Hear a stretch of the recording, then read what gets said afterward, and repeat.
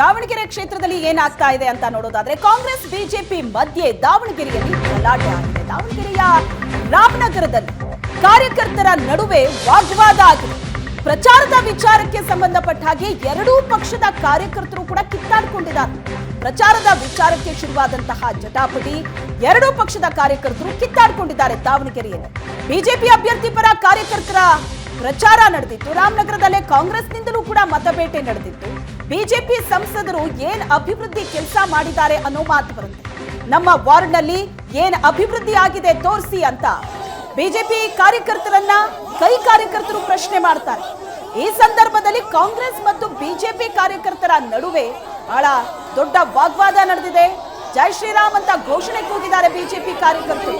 ಪ್ರಚಾರದ ವಿಚಾರಕ್ಕೆ ಎರಡೂ ಪಕ್ಷದ ಕಾರ್ಯಕರ್ತರ ನಡುವೆ ನಡೆದಂತಹ ಕಿತ್ತಾಟ. ಏನ್ ಅಭಿವೃದ್ಧಿ ಆಗಿದೆ ಬಿಜೆಪಿ ಸಂಸದರಿಂದ ತೋರಿಸಿ ನೋಡೋಣ ನಮ್ಮ ವಾರ್ಡಲ್ಲಿ ಅಂತ ಪ್ರಶ್ನೆ ಮಾಡ್ತಾರೆ ಕಾಂಗ್ರೆಸ್ ಕಾರ್ಯಕರ್ತರು. ಆಗ ಶುರುವಾದಂತಹ ಜಟಾಪಟಿ ವಾಗ್ವಾದ ಆಯಿತು.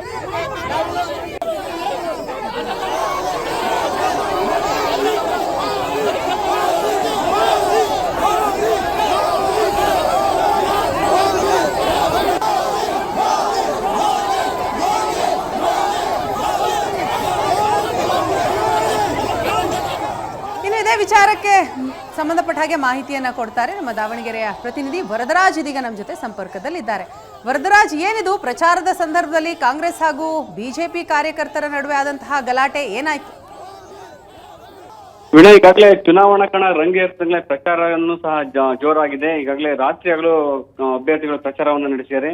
ನಿನ್ನೆ ಬಿಜೆಪಿ ಕಾರ್ಯಕರ್ತರು ರಾಮನಗರದಲ್ಲಿ ಪ್ರಚಾರ ಮಾಡೋದಕ್ಕೆ ಹೋದ ಸಂದರ್ಭದಲ್ಲಿ ಅಲ್ಲಿನ ಸ್ಥಳೀಯ ಕಾಂಗ್ರೆಸ್ ಕಾರ್ಪೊರೇಟರ್ ನಾಗರಾಜ್ ಅಂದ್ಕೊಂಡು ಮತ್ತು ಅವರ ಬೆಂಬಲಿಗರು ಬಿಜೆಪಿ ಪ್ರಚಾರಕ್ಕೆ ಅಡ್ಡಿಪಡಿಸಿದ್ದಾರೆ.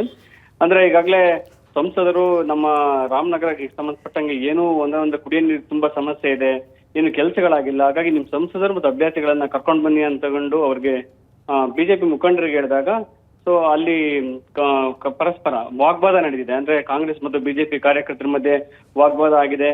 ಹಾಗಾಗಿ ಇವರು ಮತ್ತೆ ಜೈ ಮೋದಿ ಮೋದಿ ಮೋದಿ ಅನ್ಕೊಂಡು ಇವ್ರು ಜೈಕಾರ ಹಾಕಿದ್ದಾರೆ, ಮತ್ತೆ ಅಲ್ಲಿ ಕಾಂಗ್ರೆಸ್ ಜೈ ಮಲ್ಲಣ್ಣ ಅನ್ಕೊಂಡು ಅವರು ಜೈಕಾರ ಹಾಕಿದ್ದಾರೆ. ಹಿಂಗೆ ಮಾತಿಗೆ ಮಾತು ಬೆಳೆದು ನಂತರ ಅಲ್ಲಿ ಪರಿಸ್ಥಿತಿ ತಿಳಿಯಾಗಿದೆ. Veena, yes, thank you Varadaraj ತಮ್ಮ ಮಾಹಿತಿಗಾಗಿ.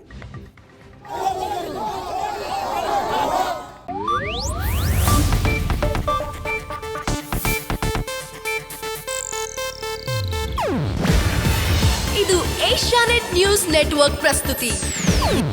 ನೀವು ನೋಡ್ತಿದ್ದೀರಾ ಏಷ್ಯಾನೆಟ್ ಸುವರ್ಣ ನ್ಯೂಸ್.